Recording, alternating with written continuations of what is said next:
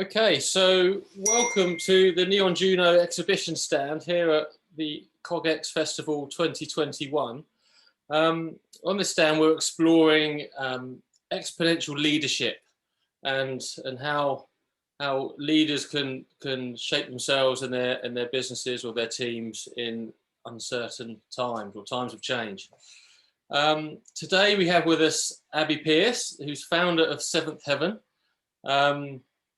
Abi is qualified in several different areas, ranging from sports psychology to neurolinguistic planning to nutrition, and Abi's going to talk to us today. Will talk with me today about well-being in the workplace and how we balance that with the pressures of business and individuals' lives and things outside of work. So, Abi, welcome. Thank you, Dave. A little bit about Seventh Heaven before we. I love you so much. It's Seventh House. It's called Seventh House. You know, I wish it was Seventh Heaven. I really do, and it does get confusing sometimes. So I called it Seventh House. I'll start off. Thank you so much. And thank you for Neon Juno for this platform.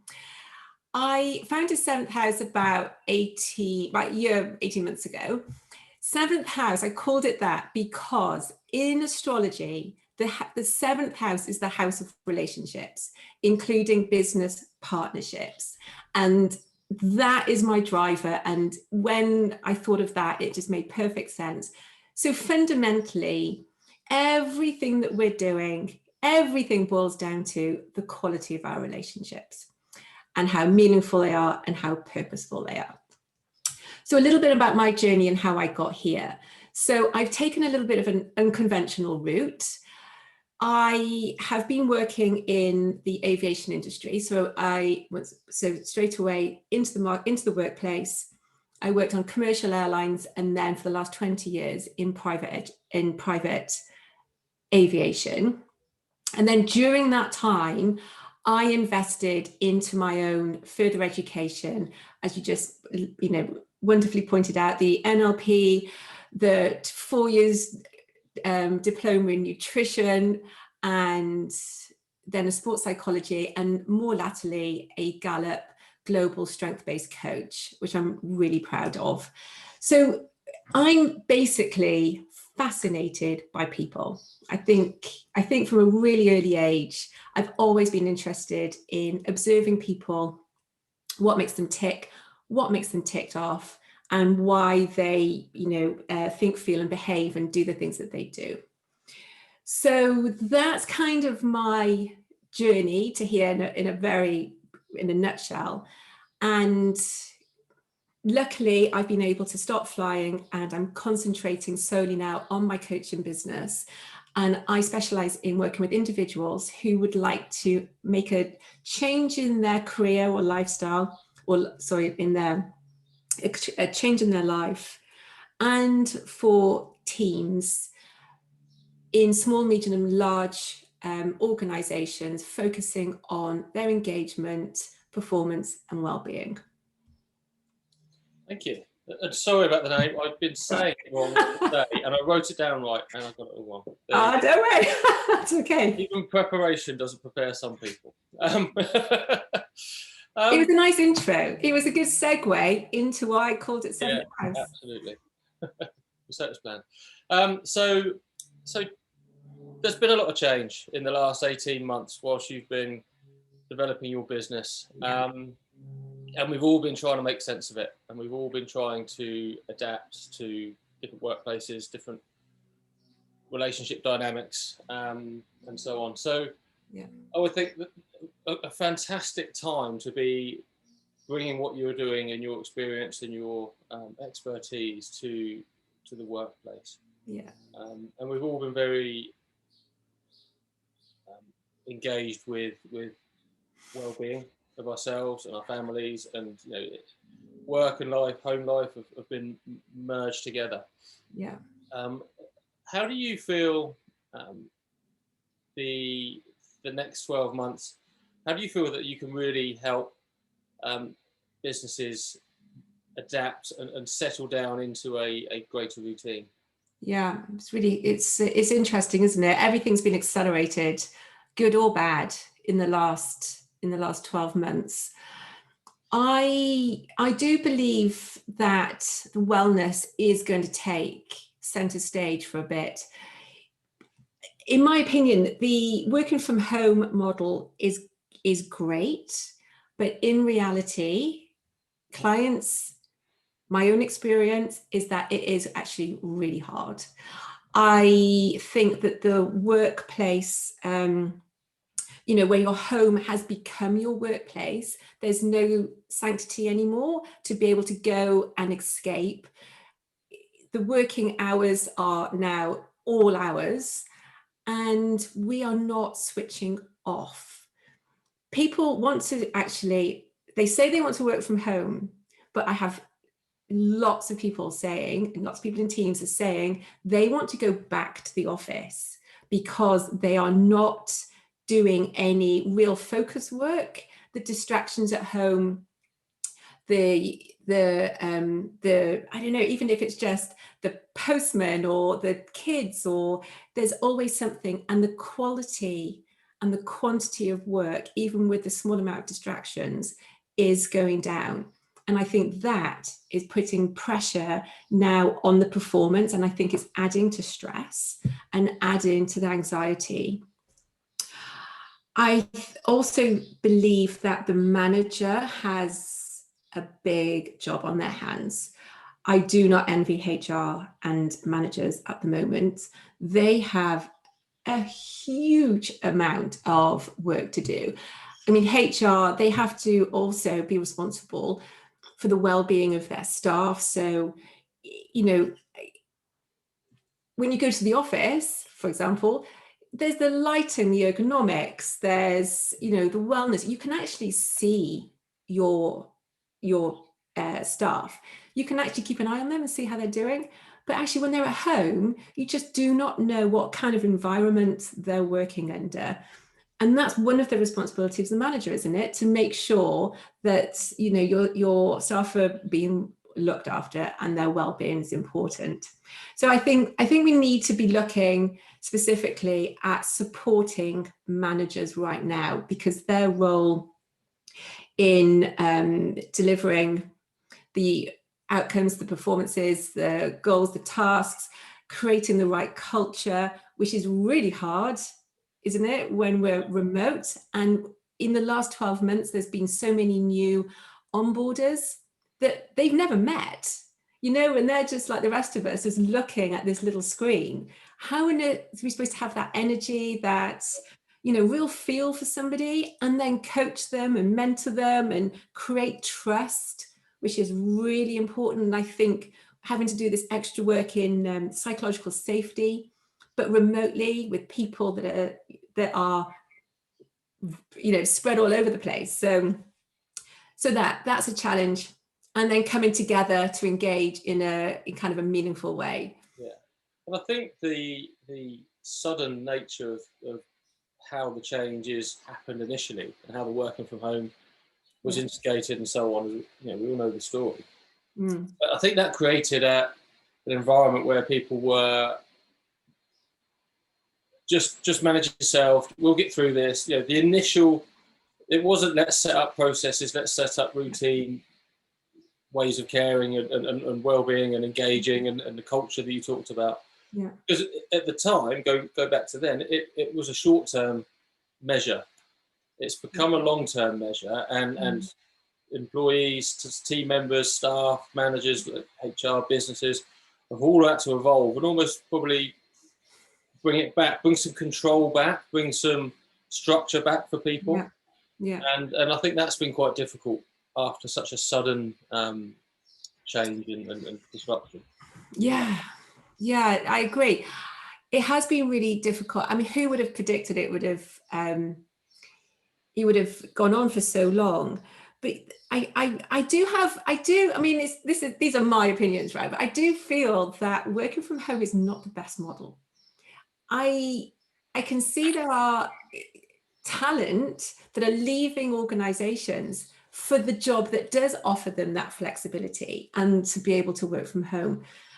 But in reality, it is becoming a real problem. I think distractions, the environment is really crucial.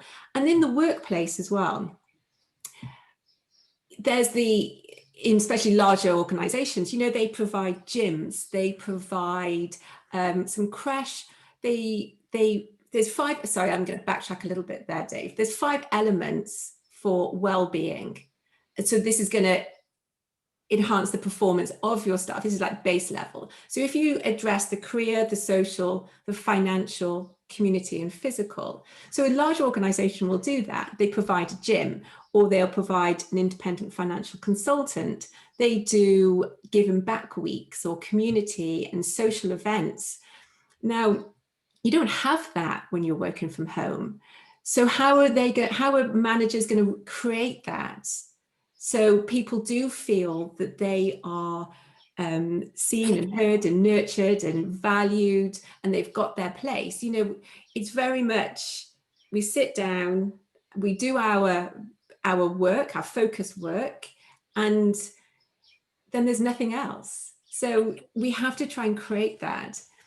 I do see that the other thing that's happening, another trend, is that there's a lot of real estate that's been slashed, that, you know, they're people are working from home, but they repurpose that for purposeful engagement. And that doesn't necessarily mean work, because we're working from home. We don't then necessarily go to the office to work. We go to the office to engage. So we're kind of doing everything in reverse. Yeah. Okay. So yeah, that's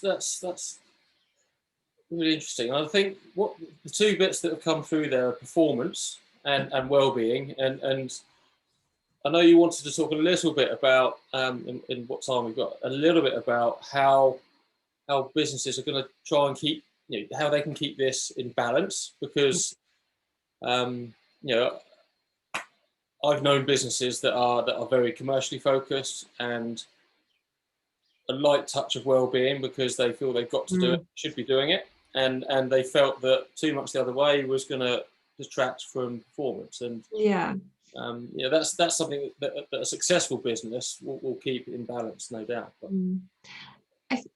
But sorry, go on. I was just going to say, you know, it's not an easy challenge, and this is I think you hit the nail on the head there. It's balance. So you don't necessarily, in those 5 elements that I just said, you don't have to be, you just need to have good physical health, good financial health, so it doesn't cause you this untold stress, which impacts your career and your performance or your productivity. You want to just get all these things in balance.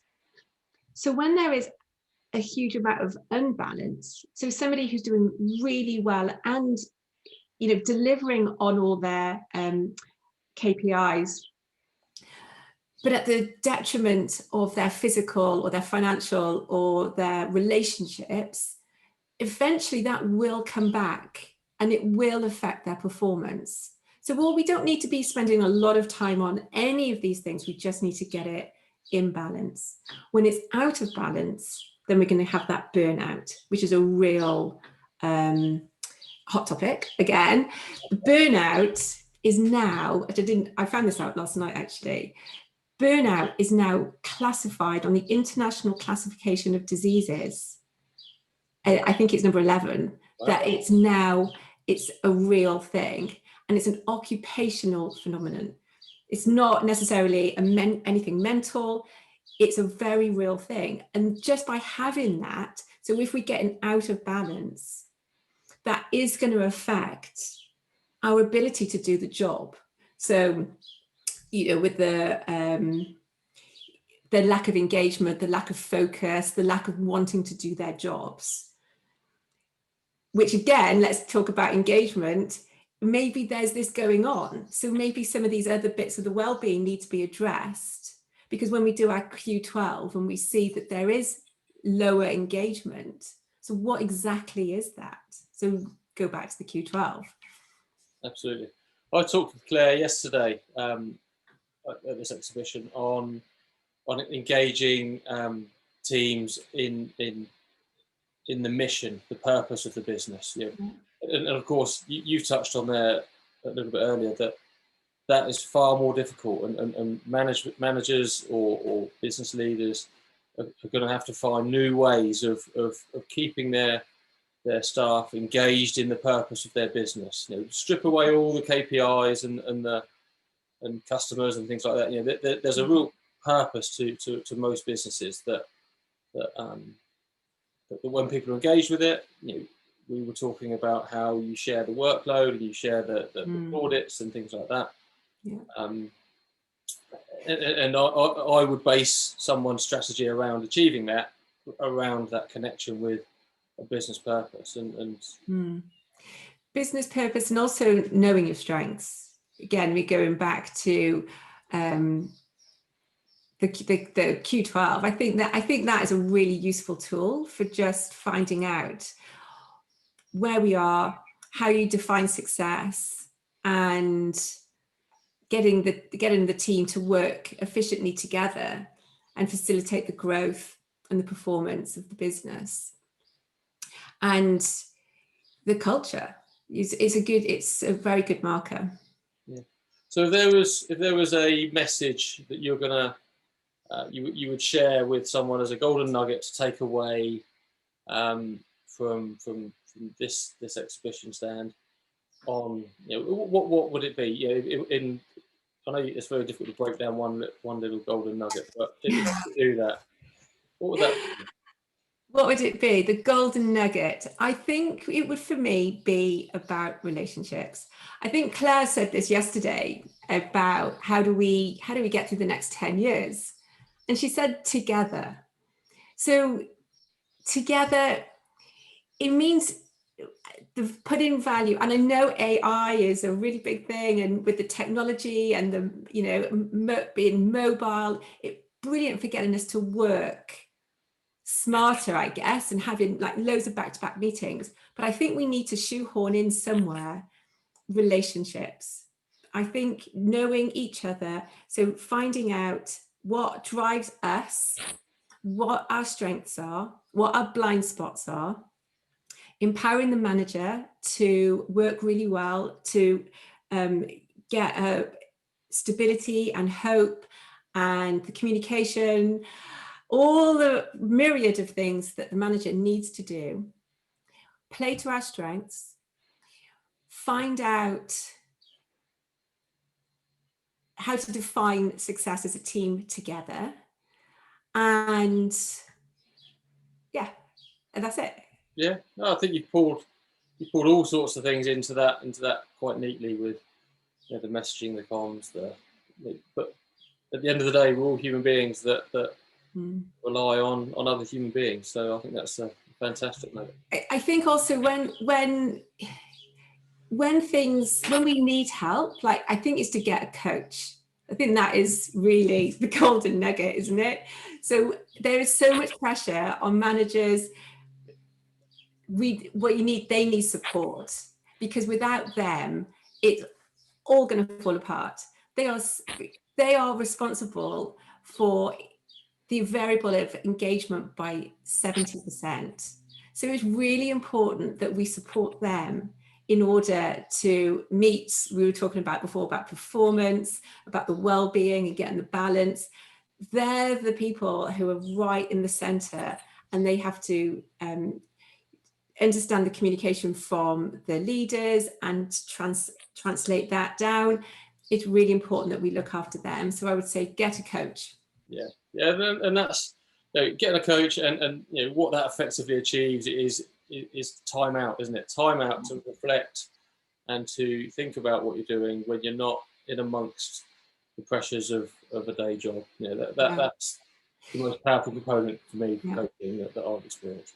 Yeah, time out. That's a really interesting point, because I'm also seeing that people just have back-to-back meetings. With these Zooms and the WebEx meetings, they're just back-to-back. There's actually no room to take that time out, no room for reflection, and actually no room to do the job. They have to put in work time to be able to do the work that they have just spent all day in these meetings. Yeah, absolutely. Abi, I think we've run out of time. I think we could have chatted for another hour quite comfortably. Wow. But that's the joys of a busy conference like this. So thank you very much for your time, and your input and your insight there. It's been very useful and very helpful. And I'm sure when people pick this up on YouTube and so on and other channels, then they'll gain a lot from it. Thank you very much. Marvellous. Thanks, Dave. Thank you. Bye. Bye.